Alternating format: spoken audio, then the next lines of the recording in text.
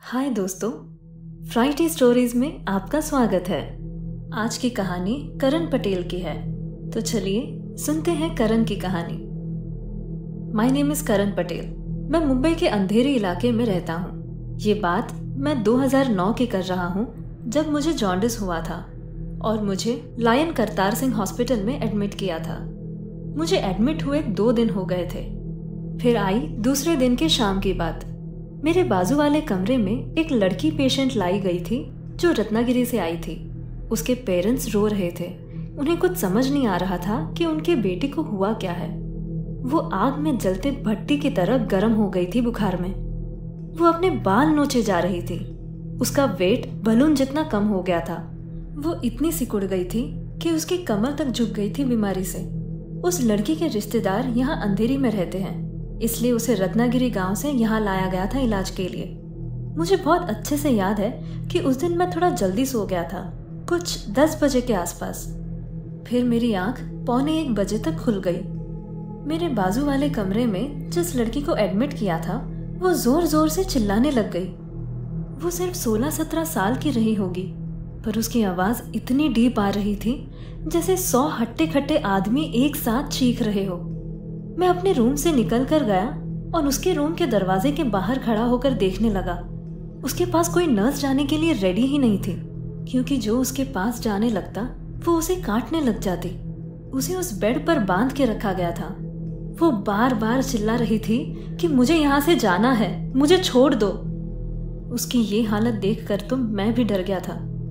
फिर एक नर्स, जिसे पता था कि उसके साथ क्या हो रहा है, वो उसके पास जाकर कहने लगी कि तुम कौन हो और इसके अंदर क्यों घुसे हुए हो, छोड़ दो उसे। तब उस लड़की के अंदर की आत्मा कहने लगा, मैं इसे छोड़ने वाला नहीं हूं, मैं इसे अपने साथ ही लेकर जाने वाला हूं। तुम चाहे इसका जो इलाज कर लो, ये बस थोड़ी ही टाइम तक जिंदा रहने वाली है, फिर मैं इसे यहाँ से लेकर चला जाऊंगा। मैं ये सब देखकर बहुत डर गया और उसकी आवाज मेरे कानों से जा ही नहीं रही थी। वहां के मैनेजमेंट वालों ने मुझे और बाकी के पेशेंट्स को ऊपर वाले कॉरिडोर में रूम्स दे दिए, क्योंकि उसकी आवाज बहुत ज्यादा जोर से आ रही थी वहां। फिर जैसे तैसे करके मैं 2 या 3 बजे तक सो गया। सुबह जैसे ही मेरी आंख खुली, मैं नीचे चला गया उस लड़की के रूम के बाहर। वहां जाकर देखता हूँ कि वो लड़की मर चुकी है। उसकी जान सुबह होने से पहले ही चली गई थी। मैंने उस नर्स को पूछा कि आपने तो उसे सीधा सीधा बिना डरे बात की, आपको क्या लगता है कि उसके साथ हुआ क्या होगा? उस नर्स ने मुझसे कहा कि इसके पेरेंट्स ने हॉस्पिटल लाकर ही गलती कर दी।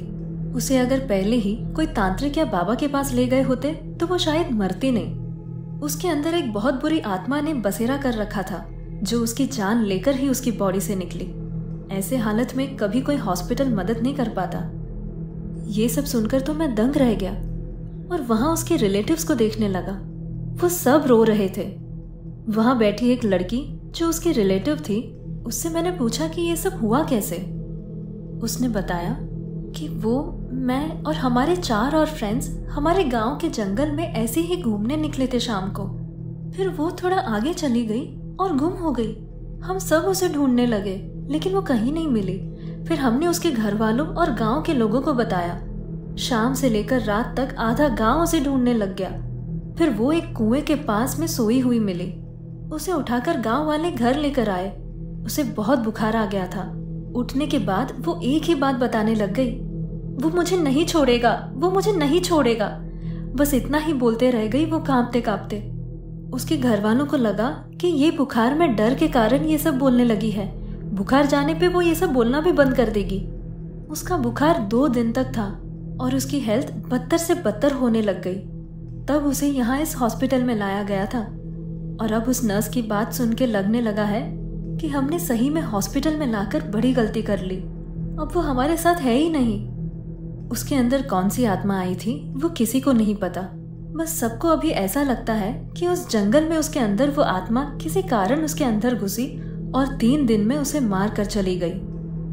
तो दोस्तों, ये मेरा फर्स्ट रियल लाइफ एनकाउंटर था, जहां मैंने ऐसी भूत या आत्मा के कारण अपनी आंखों से किसी को इतना तड़प तड़प के मरते हुए देखा था।